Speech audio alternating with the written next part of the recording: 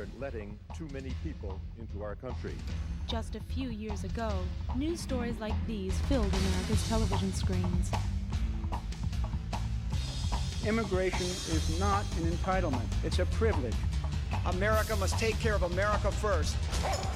Today, the U.S. government has renewed its commitment to defend its southern border.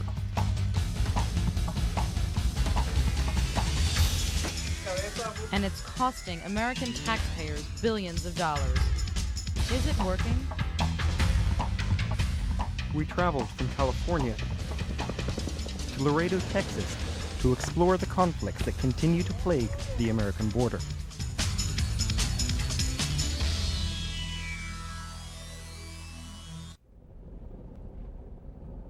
Hey, Donna?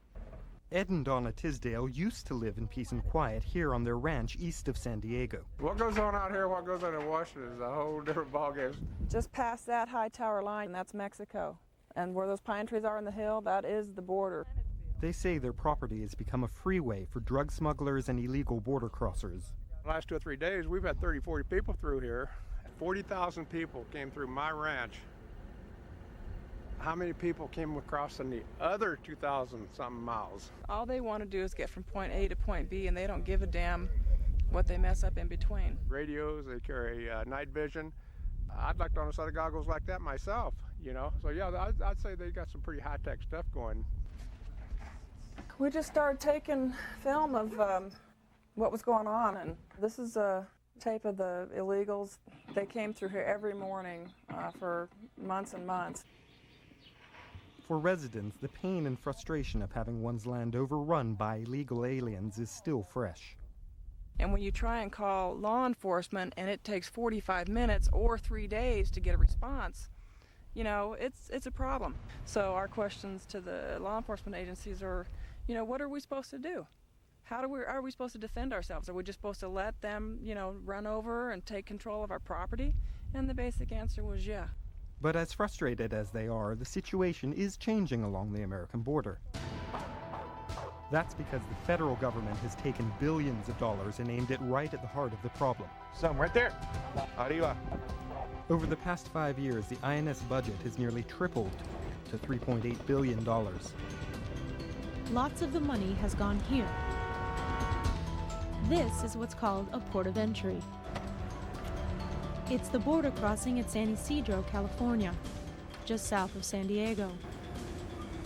It's ground zero for Operation Gatekeeper, a government plan to crack down on illegal immigration and the drug trade along the southwest border. There you go. Operation Gatekeeper is a joint effort of the INS, U.S. Customs, and the National Guard. It's a plan designed to pour resources into the San Diego border area, stepping up searches like these. Do we have marijuana in the backseat on this one? Okay. Oscar Preciado is the director of the San Ysidro Port of Entry. Some inspectors will look at certain vehicles because they found drugs in those vehicles or they know the compartments. Customs inspectors pulled over this car after a canine detected hidden narcotics. They use a lot of times air fresheners to disguise the different smells that are in the car from the marijuana. Unable to pry open the backseat compartment, inspectors suspect that smugglers created an electronic locking device to hide the marijuana. They have like door hinges on here. So you can try and put some sort of charge on those wires? Exactly. And they'll try and jump it open. The inspectors use jumper cables to short the car's electrical system and trip the lock. Just go ahead. There you go. Yep. Oh my God. It took us a few minutes to find the switch, but they finally found it. Over 20 bundles of marijuana are discovered hidden behind the trap door. So does it get the blood pumping when you find something like this? It gets a good rush, the inspectors. How much is that, do you think? I would say, what, 50 pounds? 100 pounds? There's more than that. Those are heavy packages. It's got to be a great feeling. It is. Yeah. And they do this day in and day out. They do a great job here, great job. While Customs stops contraband, the INS stops people from entering the U.S. illegally. Since Operation Gatekeeper began in 1994, the number of apprehensions in the San Diego region has come down dramatically. I think that the objective reality in areas of the border that I personally visited is very different from what it was a few years ago. Michael Bromwich is the Inspector General for the U.S. Department of Justice. There are lots more Border Patrol agents along there. They are very visibly deployed. You can see their cars, strategically located along the way, and that's exactly what people who might be thinking of coming across the border see. We're loving it. We're ecstatic. Border Patrol agents like Robert Gilbert say that all you have to do is spend the day with them to see how much things have slowed down. Since Gatekeeper was initiated, through the resources we've been able to take control, and apprehensions have indicated such as they've gone down. I'm going to show you a couple videos about what used to happen here. This was the scene along the southern border during the late 1980s and early 1990s. Prior to October of 1994, as this video indicates here, the border was completely out of control. It was a border in chaos. That's changed dramatically now, and we've got control of the borders. But some San Diego residents like Bob Maupin disagree. The people that come across there are already breaking the law. They've broken into the country. Maupin says he's just a good American, upholding the law and defending his property from illegal border crossers. Out here in the eastern stretches of San Diego County, Maupin says Operation Gatekeeper isn't working. In my opinion, they don't want these people caught. If they did, they would do the things the way they used to and catch them. Our country's being invaded, and the invasion is aided and abetted by our government. While Maupin may be far from the halls of power, some in Washington are also saying that the INS isn't doing enough. We had the most porous borders of any industrialized country in the world. Lamar Smith is the Republican chair of the House Immigration Subcommittee. As far as illegal immigration goes, we continue to set records every day, every month, every year. While the tide of illegal crossings in San Diego appears to have slowed down, the reason for the crossings has not. Higher wages and money to be made from smuggling drugs are the main draw. Those coming across the border face Gatekeeper's high-tech defenses, including planes, night vision goggles, and infrared scopes. While money and manpower are making a dent in illegal immigration in San Diego, the challenge now is to control the nearly 2,000 miles of rugged terrain along the rest of the southwest border. That takes the military and high-tech tools. That when we return. The Border Patrol has been spending millions of dollars in taxpayers' money, and much of it goes into military high-tech tools. It all comes out of this right here. You just control it, just like you were playing a video game. You control that, and it spins it around, tilts it up and down, focuses it in on anything you want. Right there's this Bronco that we were just looking at with your camera. You can focus right in on them. You can almost read the decals on the truck. That is wild. The use of military hardware and troops on the border has been controversial. For many who live and work in border towns, things came to a head in 1997 when U.S. Marines shot and killed a Mexican-American teenager in Redford, Texas. The military says the 18-year-old Hernandez fired twice on the four-man unit, which was watching a stretch of the Rio Grande at Redford, Texas for drug traffickers.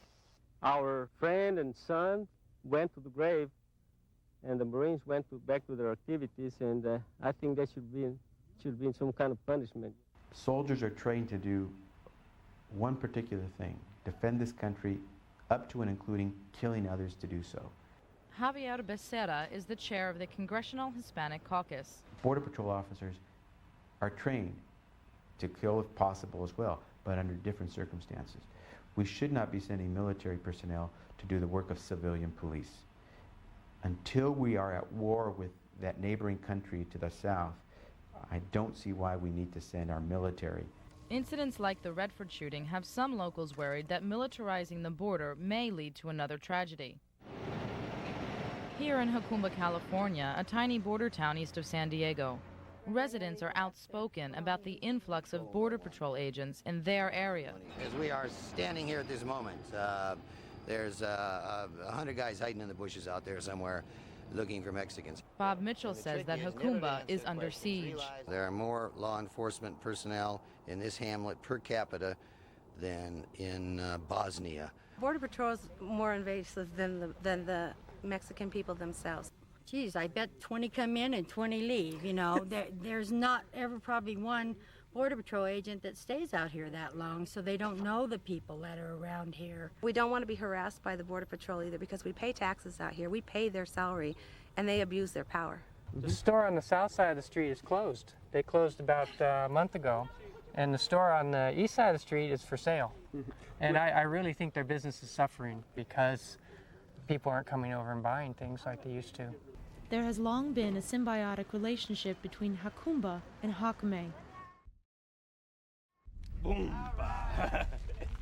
a Mexican village just over the border. It's important that the local people are allowed to cross and keep their community connected. Come on.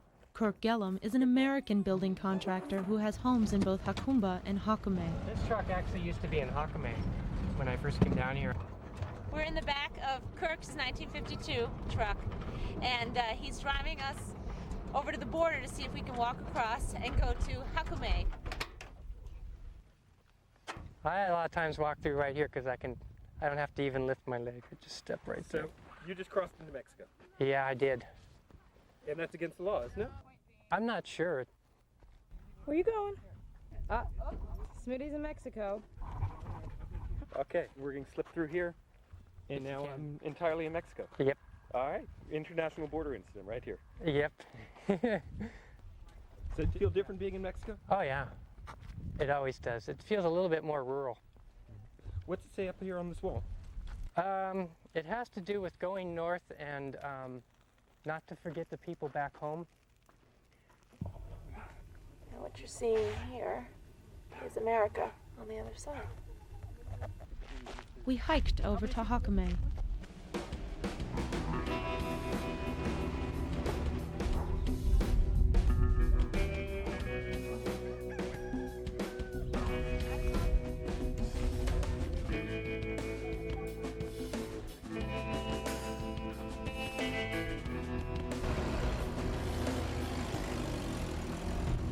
Here, Kirk introduced us to the local store owner. Lo único que sí miro mal es que si estamos en... He's saying that before they put up the fences, you know, the Border Patrol was always there. They're there now and they're there before. But he's saying we're putting a wall up, whereas at the same time in Berlin they're tearing it down. And it's just such a contradiction. You can only stop people so much. If people are willing to cross an ocean or climb mountains to get here, a fence or a ditch is not going to stop them. We're always going to have people who yearn to be in the United States of America. 85 miles to the west of Hakame is Tijuana, Mexico. There, Jose Bravo, a local activist, took me to a place called Friendship Park. Friendship Park symbolizes the long-standing relationship between the U.S. and Mexico, but it was split in two with the construction of this fence. Here's the monument. See the monument right there? It's split in half. Now you only have half the friendship you had before. So you know when you look through that you're not welcome there. That's right. At least some people aren't welcome there. Some people like immigrants of color. While Sammy was with Jose Bravo in Mexico, Lauren and I visited the American side of the same fence with Agent Gilbert. Down where the fence meets the Pacific Ocean, we came across a group of Mexican teenagers. Their interaction with Agent Gilbert was surprisingly friendly. There seemed to be a mutual understanding between the American agent and the people on the other side of the fence. ¿Quieres sacar una foto? Con la cámara? Lauren and I handed our camera through the fence. Here's what they shot. Gracias. Adios. As the sun sets along the border in Campo, California, Border Patrol activity intensifies. The agents use a system known as cutting and tracking to detect and locate illegal border crossers. If you see a footprint, does that mean it's fairly new because there's constant traffic? This agent describes how footprints can lead to someone's apprehension. If I can put my light down here. Yeah. That's obviously fresh, and it's over the tire track of one of the agents that just came through this area. So you know he just came through here 5 minutes ago. You have a good indication of time on this crossing right here. You'll see the aliens will cross, and they'll do a little brush out. or they have some styrofoam shoes, and they'll actually put them around, and that's what they'll use to walk on. And when the border is like this, nice soft dirt, sometimes you can't even tell. Once someone is apprehended, they're taken here by the Border Patrol to be processed through ident, a biometric identification system which records and files people's fingerprints and photos. Miles away, checkpoints are set up to catch people who have escaped earlier detection. How you doing tonight, sir? Anything in the back here? Great, thank you. Generally speaking, what are you looking for? Make eye contact with the drivers, look at their face, how they're reacting to the checkpoint. Who wants to check this one out? It's got a notch in the card.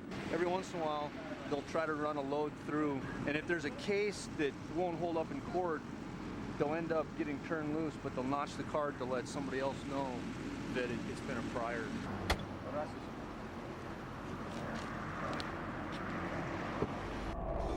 Tracking, patrols, ground sensors. All these become much harder to deploy when you get to the wide open spaces further to the east.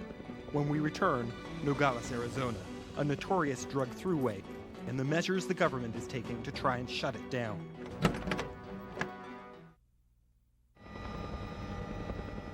We're at 500 feet above Arizona's mountainous terrain. Below is the town of Nogales, 65 miles south of Tucson. Richard Gorman is with the Drug Enforcement Agency. He says that only from the air can you understand just how dangerous and desolate this portion of the U.S. Mexican border really is. It's a vast area that is virtually we're unable to patrol. 70% of the drugs that are smuggled into the U.S. are brought across the southwest border. That makes drug interdiction a priority along these hard-to-patrol stretches. Nogales is known as a major drug throughway, not only because the terrain impedes patrols, but also because drainage tunnels offer drug smugglers and illegal crossers a pathway from Mexico to the United States. This is the Morley Tunnel. We wanted to shoot in the tunnels, but Border Patrol agent Greg Carrupas warned us that they were highly contaminated. You don't want to go in there, believe me, you don't, because you never know what you'll take back. I've seen it glow at night. Yes, I'm not kidding you, it's glowed. We'll catch anywhere between probably 30 to 50 people coming out of these tunnels tonight. To understand how the tunnels thwart law enforcement, Sammy met up with the Mexican border police known as Grupo Beta. Well, just put on a bulletproof vest here. Apparently it's quite dangerous where we're going. These tunnels are dangerous because they're used by armed smugglers.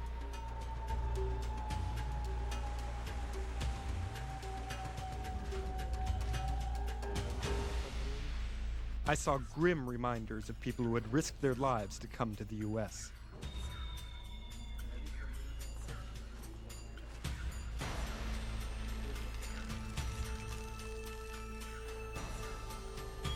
We came across a wallet which Beta agents said was probably stolen by a bandit from someone attempting to cross. Seeing this picture made me wonder what had become of this family. The Beta, go to. Suddenly, the Beta agents heard voices and ran after them. We came across this man huddled in the darkness. He told Beta agents he paid a smuggler to take him to the United States, but instead, he had been robbed at knife point and left to fend for himself. I left the tunnels with a better understanding of the horrors awaiting those who dare to enter in search of a better life. While Sammy was in the tunnels with Grupo Beta, I was in Nogales, Arizona with Eddie, a narcotics agent.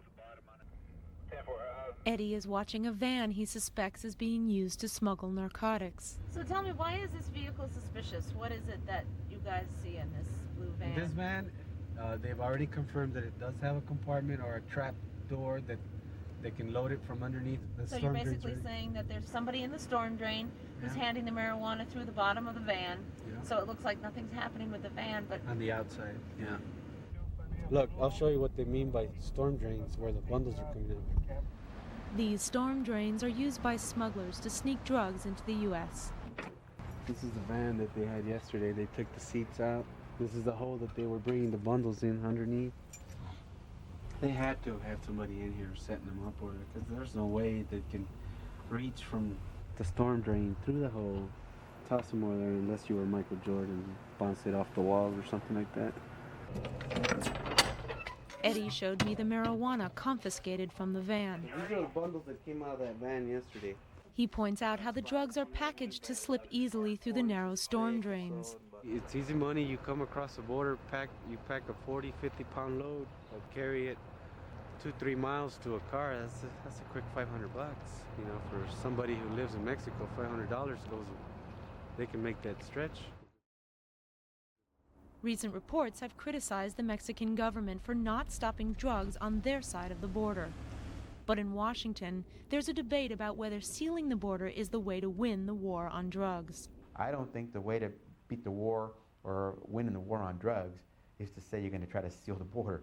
That's just impossible. The way to win the war on drugs is to stop the demand in this country from continuing to grow, so that way we can attack the supply that comes in. Clearly, I think we need even more personnel, more additional resources than we have right now committed to the border. 70% of all illegal drugs entering the United States comes across our southern border. And you just have to have a better border security if you're going to stop the drugs and if you're going to get a handle on the number of people coming in illegally as well. The whole issue of drugs, big issue, but please, don't believe that the majority of the folks who are coming in without documents are mules carrying drugs. Most of them are not. Most of them are coming to work. We're seeing more family units, not just, you know, the papa coming over here to earn money for mama and the babies back at home, but the whole unit. These families were caught coming out of the tunnels. They're going all over the place. They end up telling us where they're going. They said, well, South Carolina. What were you going to do in South Carolina? Well, I was going to go pick some tobacco leaves. The illegal crossers were taken to a detention center where they were quickly processed. Being fingerprinted and photographed, however, does not seem to create much of a deterrent. Within an hour, they are loaded into a van and escorted back to Mexico. How many times can people come across in Arizona before they are prosecuted? Well, at this station, there is a threshold of between 10 and 15. Why so many times? If we prosecuted everybody for their illegal entry, which is against the law, the whole system, the jail, the housing of the aliens would be clogged up in one day within Tucson sector. As I watched a dozen men walk back over to Mexico, I wondered, would they try again? Well, we may see him in 5 minutes. We may never ever see him again.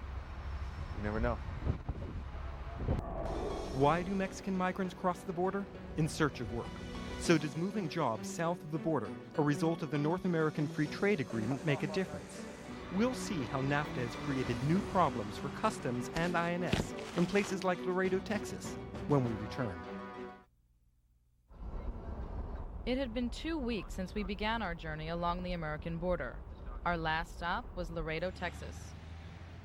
6,000 trucks a day cross from Mexico to the U.S. through Laredo, traffic fueled by the free trade treaty known as NAFTA. Increased traffic means increased problems. They're trying to bring the narcotics through, and we're trying to catch them. So, you know, it's basically a game that we're playing here. Gene Garza is the chief canine inspector at the Laredo Port of Entry. Hey, settle down. And that's where it all starts. Officer gets here, picks up his dog, goes to work. They're a very useful animal, a very useful tool that Custom utilizes. It saves a lot of time for us. Here, find it. We cannot inspect every truck. The percentage of trucks that we inspect is only a small portion of the whole representative number that comes in. We've seen about a 30% increase in truck traffic, and we've seen that since NAFTA. The North American Free Trade Agreement reduced taxes and tariffs, making Mexico an attractive place for U.S. businesses to manufacture goods. But the new traffic generated by increased trade has created enormous pressures on the ports of entry. You can't have trucks hanging around for hours before they can cross the border. Demetrius Papadimitriou is with the Carnegie Endowment for International Peace in Washington, D.C. You cannot have people who need to come and do their business in the United States either getting hassled or, for that matter, having to wait for a long time to cross the borders. Many companies exporting goods from Mexico to the U.S. face delays at the ports of entry. Gailey & Lord manufactures pants for designers like Ralph Lauren and Calvin Klein. This is just a plant that does all the little small parts on a pant. Zippers and belt loops and what have you. Ron Pinkerton is the plant's executive vice president. NAFTA is good for our company. NAFTA is good for, I think, for the U.S. I mean, I've seen it work, and I'm part of the process, and it's working good. It's a lot of pens. Yes, it is. But the thousands of trucks bringing merchandise from Mexico into the United States cause problems for customs officials. Which ones are being used legitimately, and which ones are being used to smuggle drugs? Where are you finding drugs? In the trucks, we're finding in gas tanks. We're finding it in the cab area of the truck, in the roof of the trailer, on the sides of the trailer, on the floor of the trailer, in the tires. You know, I don't want to say I've seen it all, but I think probably the one that concerns me the most is when we see people that have the drugs in their stomach and they're trying to bring it through that way. This is the largest facility on the southern border for cargo processing. Letitia Maureen is the port director for U.S. Customs in Laredo. We have a facility here where we can get up on the catwalk and examine roofs of trailers. Inspectors were up here working the catwalk. They saw something wrong with the way the roof looked, so what they did was they used a drill. And they went and they drilled it from the inside, and they found the cocaine. So it was a great seizure, 2,000 pounds. What we're looking at is almost 91 pounds of cocaine. This cocaine was found floating in the gas tank of yet another vehicle. A canine by the name of Rex inspected his vehicle and alerted to the gas tank. Inspectors found about 90.5 pounds of cocaine. What would you estimate the street worth of this is? Any idea? I think the value that was put on there was in excess of $4 million. $4 million. That's a lot of money. Even trains are fair game for smugglers and border crossers. Make sure there's no illegal aliens. Agent Tom Lozano took us on a search of the Laredo train yard. Find somebody for me? Yeah. See that door on the outside over there? They'll go on the other ladder like this on the other side. They'll just climb up.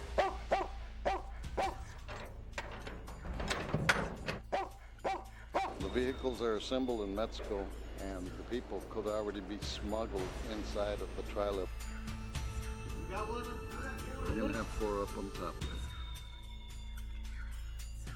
Smugglers have bolt cutters and whatnot, and they break the seals on the car carriers, and they'll load people in there for a certain amount of money.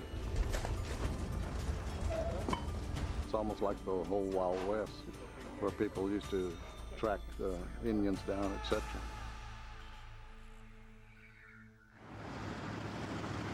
We heard that there's a controversy in this small town of Rio Bravo, Texas.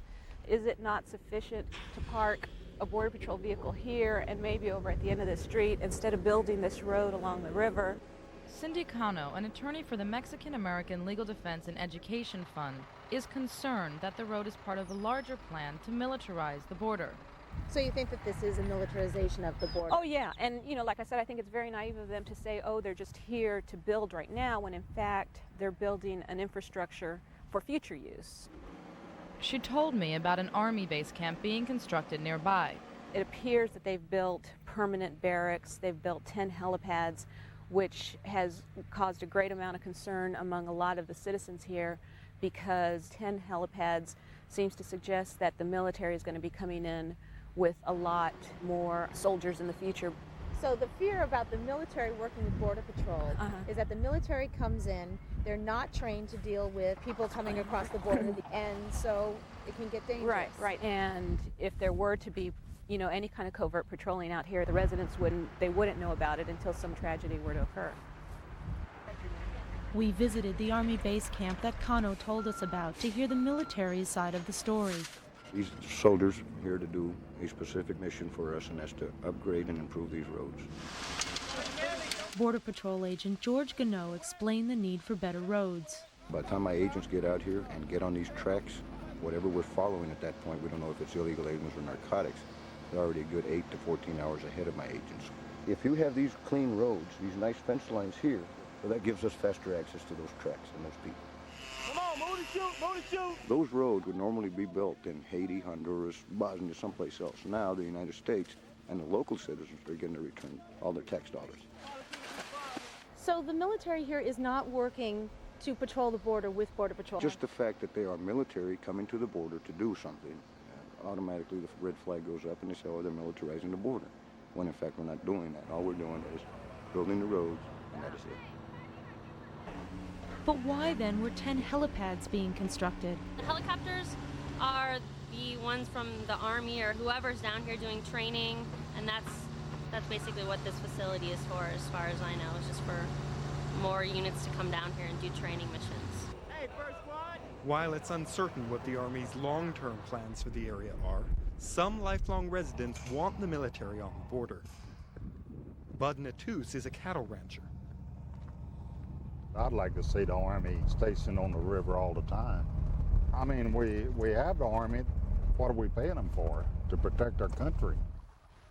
Bud took me to the Rio Grande, which borders the edge of his property.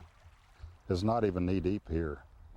Actually, right now, most of it you could walk across stepping on rocks and not even get your feet wet. There's some pretty fresh tracks here. Look at them. They're not even dried. So would you, I mean, if they said, can we put up a fence on your property, would you let them? Yeah, I'd let them. Yeah. Let them build a big one. You want to ride? Sure. You ride pretty good? It's been a while, but I'd love to come out with you. Yeah. This ranch is like any other business. It's the way we make our living. It's our livelihood. And when they come in and destroy it and steal all of the stuff we have to use to make our living with, it upsets you. The problem of illegal border crossings has gotten so bad that Bud is planning on leaving the area. Over the last 4 to 6 years, it's been getting, progressively worse all the time, And you finally just decided you couldn't take it anymore? Well, it's time to move on sometimes. If this place sells, I won't have to put up with this anymore. What's it make you feel about be leaving all this? It makes me feel happy, relieved. I feel sorry for the people that still have to stay here and live on the river, though. Whether or not the government's future plans include a militarization of the border, one thing is clear. The battle in Washington over how to spend U.S. tax dollars rages on. When we come back, we'll take a closer look at the prospects for U.S. border policy in the future. Over the past 4 years, billions of dollars have been spent trying to control the southwest border. Citizenship? For 3 weeks, we journeyed there. We saw drugs being seized from vehicles. There's one. Witnessed Border Patrol agents capture and process illegal crossers. And watched as families risked everything to come to the U.S. I got a full boatload. But we wanted to know more about why the migrants were willing to take this risk. We sell ourselves as the best country in the world. So long as we're the best country in the world, there will be people who wish to come to our country, one way or the other. Immigration from Mexico goes back over 100 years. And as with most immigration to the United States, it was immigration that we solicited. Come on over, we need help, whether it's in agriculture, in the low-wage services, and indeed Mexicans came. And in the past 20 years, we have simply let it flower.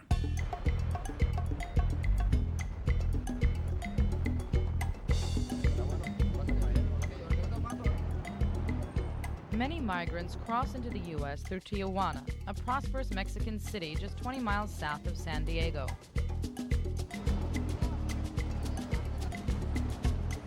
People are coming because they want to earn $10 in a day versus $1 in a day. And that's not too difficult to do in this country, to earn $10 in a day. There are unscrupulous folks in this country who are willing to hire people because they can pay them less, and as a result, they can make a profit. What we should not do is demonize undocumented workers. In a lazy sort of a way, we move from open immigration to closing the doors, then back to open immigration, then closing the doors again. But were the INS's stepped-up efforts to slow illegal immigration being felt in Tijuana? Do you notice that people are still coming across? Or are they staying here more? Oh, it's okay. The people is stay in Tijuana because can cross it. Do people want to cross? Yes, they want to, but it's not as easy as it used to be. Many people from the interior of Mexico don't know about the buildup at the border. After being caught in the U.S. and released in Tijuana, many are penniless and wind up at places like this. Casa del Migrante is a mission for migrants in Tijuana, Mexico. We spoke to Father Fansalato, who founded the shelter 11 years ago. We've provided food, help, and care to more than 110,000 migrants since we began. Migrants come to Tijuana because it's the doorway to the first world. The men here envision the United States as the promised land. They believe that the streets in California are paved with gold. I need money. And the cross line is more money. The Border Patrol is tough right now. It's hard to get past the soldiers to the other side of the border. Hi, Roy. Roy Coyle is an American volunteer at Casa del Migrante. The Mexican migrant in the United States is dehumanized, and we need to give him back his humanity. These people do a lot for our country, and we should be thankful for them. And I'm not saying open the floodgates. I don't know what the answer is, but the answer is not what we have right now existing in the United States. Back in Washington, we asked the INS whether they considered their current border policy a success. Dr. Robert Bach is in charge of policy and planning for the INS. What we did is we stopped the illegal traffic, the chaos, the frontier justice that actually drove businesses away. We changed that and attracted people to live in the area, to move back and forth legally in a peaceful way, and to prosper. All we're trying to do is survive out here. Cattle's getting out and stuff like that. Someone needs to answer for all that. Besides, who do you blame for all that? You blame illegal immigration. You blame that on Washington or your local people. Who do you blame that on? It got like a war zone there for 3 years, literally like a war zone. We actually looked at other places and said, why should we abandon our property and our land and our country and walk away from a problem instead of staying and fighting? That's what's wrong with the country. People don't fight for their rights or what they believe in. We decided to stand and fight, and we have. I do not believe that 3 or 4 years or 5 years from now we'll be willing to spend $3 billion to have a border patrol that is going to be better equipped than practically any other army or armed forces anywhere else in the world. It is not really the best way to spend hundreds of millions of dollars. INS was funded for $3.8 billion for fiscal year 1998. And they've asked for $4.2 billion for 1999. And so far, every year they've gotten exactly what they've asked for. Well, I'm not going to say write a blank check, but within reason, Congress can certainly do more. In this case, you're just talking about perhaps another $1 or $2 billion to really get a firm control on the border situation. There's no way you could stop them all. I mean, you just about have to hold hands up and down the river. Aliens can literally cross any place they want to. When I was growing up and, working on ranches and living on ranches, the worst thing you could do would be turn in an alien. But now, the way I feel, I won't even give one a glass of water. We trusted them. We trusted them more than we trusted the local people. Because when we hired them, they had honor and they'd take care of the place. But these that come across now, they're just different. They're completely different. They're always cutting our fences and, you know, bringing dope and stuff across, and then they come and they stole their pickup once, and they stole the neighbor's horses. I believe it's going to get lots worse. We haven't seen the worst yet. It's no easy task to leave your country, whether it's in Mexico or Poland or Thailand, and try to make a new home. It's even more difficult if you're trying to make that home and the host country has not accepted you because you haven't come in the right way. What is the primary reason, do you find, based on your arrests and things, that people are crossing here?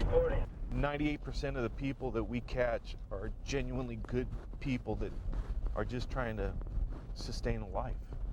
The United States shouldn't provide everything for everybody. I think it should provide for people who are illegally here.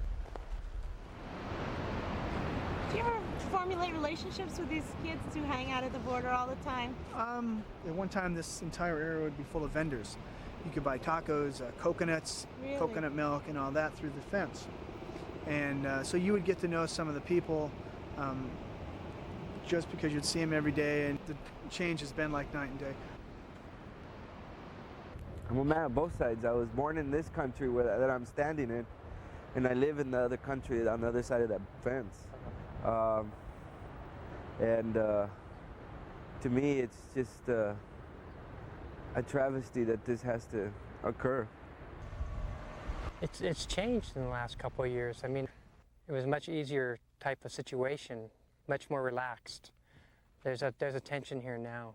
There was a lot of people who used to cross who don't come near the border anymore. The border is a joint endeavor. It joins two countries as much as it separates two countries. It is time for the Immigration Service now to be talking to people in the State Department, in the Commerce Department, and in the Treasury Department, and say collectively, what is the conversation that we might engage Mexico on about alternative ways to managing undocumented immigration?